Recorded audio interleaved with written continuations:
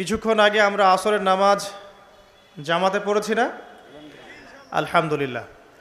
এই নামাজ আজকে প্রথম পড়লেন কারা কারা? হাত তোলেন। আজকে প্রথমবার নামাজ পড়লেন কারা কারা? হাত তোলেন দেখি। আচ্ছা, সবাই নামাজি, মাশাআল্লাহ। আজকের মাহফিলের প্রথম নসিহতটা অনেক হবে ইনশাআল্লাহ, যতটুকু সময় আছে আমাদের হাতে এবং আল্লাহ পাক যা তৌফিক দিবেন। প্রথম নসিহত হচ্ছে 5 ওয়াক্ত নামাজ জামাতের সাথে পড়তে হবে। রাজি আছেন? আল্লাহ পাক কবুল করুন, আমিন। একটা হাদিস বলি, তাহলে নামাজের গুরুত্ব আপনার মাথায় চলে আসবে ইনশাআল্লাহ। বলবো? হাদিসটা কঠিন। রাসূলুল্লাহ সাল্লাল্লাহু আলাইহি ওয়াসাল্লাম বলেছেন, যখন নবীর নাম উচ্চারিত হবে তখন বলবেন কি? সাল্লাল্লাহু আলাইহি ওয়াসাল্লাম। নবী সাল্লাল্লাহু আলাইহি ওয়াসাল্লাম বলেছেন, মান তারাকা সালাতাম মুতাআম্মিদান ফাকাদ কাফারা। মান মানে যে কেউ, তারাকা মানে ছেড়ে দিল, ত্যাগ করলো, সালাতান মানে নামাজ, মুতাআম্মিদান মানে ইচ্ছাকৃতভাবে, ফাকাদ কাফারা সে ব্যক্তি কুফরি করলো। এই হাদিসটাকে আগে শুনেছেন?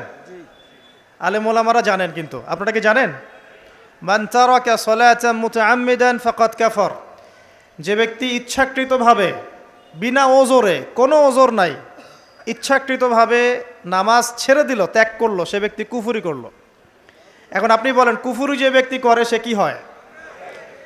যদি আমরা ধরেও নেই যে সে মন থেকে নামাজ অস্বীকার করে না, অলসতা বশত পড়ে নাই, তারপরেও তো কাজটা ফাঁসেকি, তাই নয় কি? আচ্ছা, তো আজকের প্রথম নসিহত হচ্ছে 5 ওয়াক্ত নামাজ মৃত্যুর আগ পর্যন্ত কেউ ছাড়বেন না। আমার সাথে ওয়াদা করেন যে ইনশাআল্লাহ আগামী যতদিন বেঁচে থাকব 5 ওয়াক্ত নামাজ জামাতে পড়ার চেষ্টা করব, যদি জামাত না পাই একা পড়ার চেষ্টা করব। আল্লাহ পাক তৌফিক দান করুন, আমিন। আজকে যদি এই কথাটাই শুধু বাসায় নিয়ে যেতে পারেন যে 5 ওয়াক্ত নামাজ আর জীবনে ছাড়বো না, আমাদের আজকের মাহফিল সফল। আর আজকে যদি অনেক কথাবার্তা হয় ওয়ার্ল্ড অ্যাফেয়ার্স নিয়ে, ইকোনমিক্স নিয়ে, শেষ জামানা নিয়ে, ঠিক আছে, আমাদের সমকালীন ফিতনাগুলো নিয়ে, কিন্তু দিন শেষে বাড়িতে যদি কিছু না নিয়ে যেতে পারেন তাহলে আলোচনায় এসে কোনো লাভ নাই। এই ছবি তোলাতুলি, ভিডিও করা, হ্যাঁ, স্লোগান দেয়া, আইওয়াজ শোডাউন করার মধ্যে কোনো ফায়দা নাই। ফায়দা কিসে? কদ আফলাহা মান যাক্কাহা।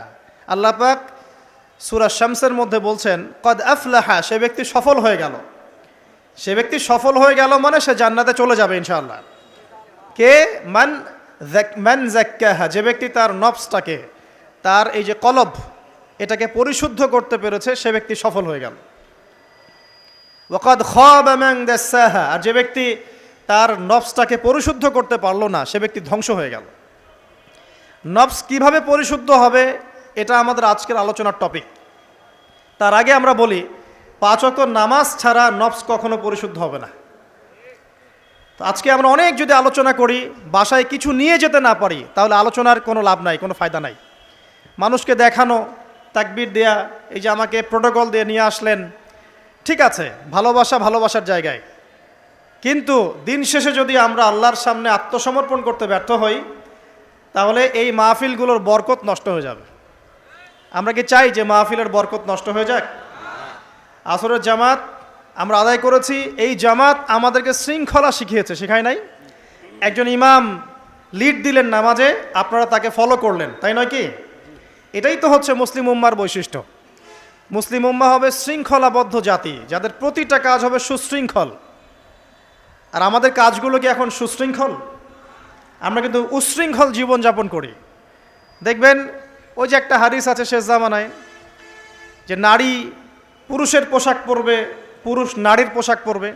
এই যে উশৃঙ্খলতা, দেখেন না এখন শেষ জামানায় আপনি দেখবেন এমন এক শ্রেণীর মেয়ে বের হয়েছে বাজারে, রাস্তাঘাটে, সমাজে, যারা কাপড় পরবে কিন্তু কাপড় পরেও নগ্ন থাকবে। এ কোনো হাদিস আমি বানিয়ে বলছি না, সবগুলো হাদিস সহিহ। এখন দলিল দিতে গেলে অনেক সময় চলে যাবে। তো উশৃঙ্খলতার যুগ, কাপড় পরে থাকাটা তাকওয়ার পোশাক, শালীনতা। আর এখনকার যুগটা চলছে কাপড় খোলার যুগ। কথা ঠিক না ঠিক বলেন? এখন মানুষ কাপড় খুলতে পারলে বেশি কমফোর্ট ফিল করে। আর আপনারা জানেন না, এই মহাবিশ্বে আমাদের পিতা এবং মাতা আদম এবং হাওয়া আলাইহিমুস সালাম তাদেরকে সর্বপ্রথম কে নগ্ন করে দিয়েছিল জানেন? ফালাম্মা যাকাশ শাজারা, যখন আমাদের পিতা মাতা ওই গাছের কাছে চলে গেলেন, কোন গাছ? যেটা আল্লাহ পাক বলেছিলেন ফালা তাকরাবা হাযিহি শাজারা, ওই গাছের কাছে যখন তারা চলে গেলেন, তার ফল খেয়ে ফেললেন, বাদাত লাহুমা সাওআতিহিমা, তাদের এই যে পোশাকটা, এই পোশাকটা খুলে পড়ে গিয়েছিল এবং লজ্জাস্থান উন্মুক্ত হয়ে গিয়েছিল। তো সর্বপ্রথম আমাদের পিতামাতাকে নগ্ন করে দিয়েছিল কে? ইবলিস। এখন যারা মুসলিমদের গা থেকে কাপড় খুলে ফেলতে চাচ্ছে, এরা তাহলে কার অনুসারী? দলিল কি পেয়েছেন? বানিয়ে বলি নাই, সূরা আরাফ পড়েন, পেয়ে যাবেন ইনশাআল্লাহ। কোন সূরা? সূরা আরাফ। প্রথম নসিহত প্রিয় ভাইরা, এই যুগটা হচ্ছে উচ্ছৃঙ্খলতার যুগ। এই যুগে মানুষ আল্লাহ পাকের হালালকে খুব কমই পরোয়া করে। আল্লাহর হালালকে মানুষ হারাম করে নিচ্ছে, আর আল্লাহর হারামকে মানুষ হালাল করে নিচ্ছে। আল্লাহ পাকের বিশাল একটা হারাম হচ্ছে সুদ বা রিবা, আর এখন আমাদের উপর রিবা হয়ে গেছে ওয়াজিব। নাউজুবিল্লাহ। একটা দেশ নাই যেটা সুদমুক্ত, একটা জেলা পাবেন না সুদমুক্ত, একটা গ্রাম থানা ইউনিয়ন পাবেন না সুদমুক্ত। নবীজি এই যুগের কথাই হয়তোবা বলেছেন, যে যুগে মানুষ সুদ থেকে বেঁচে থাকতে চাইলেও সুদের ছিটা ফোঁটা গিয়ে তার গায়ে লাগবে। মনে করেন আপনি একটা কনস্ট্রাকশন করেছেন, একটা সুদি প্রতিষ্ঠান থেকে লোন নিয়েছেন, এখন আপনি ওই কনস্ট্রাকশনটা ভাড়া দিয়েছেন। সেখানে মনে করেন আমি ভাড়া নিয়েছি, আমি আপনাকে মাসে মাসে ভাড়া প্রদান করছি, আপনি সেই ভাড়ার টাকাগুলো কালেক্ট করছেন, করে সেই প্রতিষ্ঠানের লোন শোধ করছেন। প্রত্যক্ষভাবে না হলেও আমি কিন্তু পরোক্ষভাবে সুদে হেল্প করছি। আমি বুঝাতে পারছি না মনে হয়। এর বাইরে 1% মানুষও এখন পৃথিবীতে নাই যে ব্যক্তি রিবা থেকে বাইরে, ইচ্ছাকৃত হোক অনিচ্ছাকৃত হোক।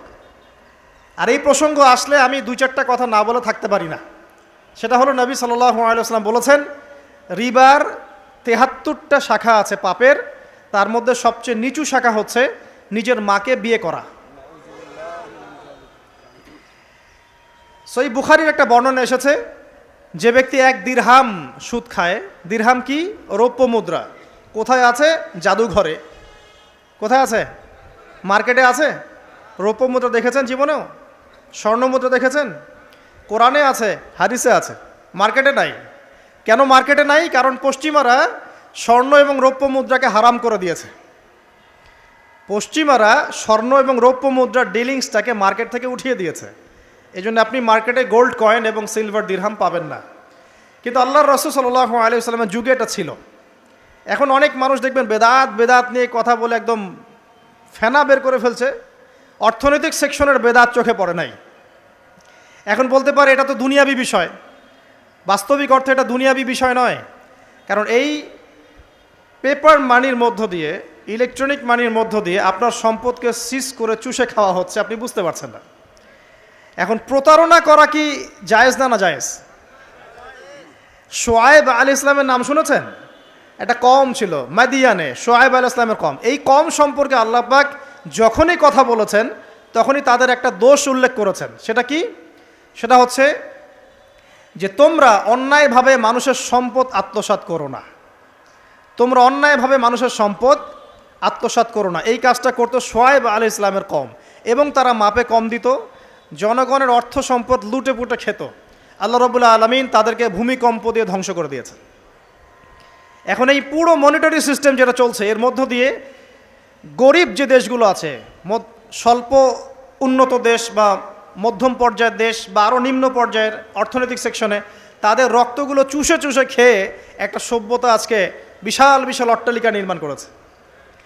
এই যে অন্যের রক্ত চুষে নিজে বড়লোক হওয়া, এটা কি হালাল না হারাম? এ কারণেই এই মনিটরি সিস্টেমের মধ্যে হারাম আছে। এই যুগটা সেই যুগ যেখানে মানুষ আল্লাহর হারামকে হালাল করে নিয়েছে আর হালালকে হারাম করে নিচ্ছে। রিবা একটা টাটকা হারাম, আমরা এটাকে হালাল করে ফেলেছি। এখন এই হাদিসগুলো শুনলে আমাদের গায়ের মধ্যে দাগও কাটে না, অন্তরটা কেঁপে ওঠে না, আমাদের কলবে কোনো নড়া দেয় না।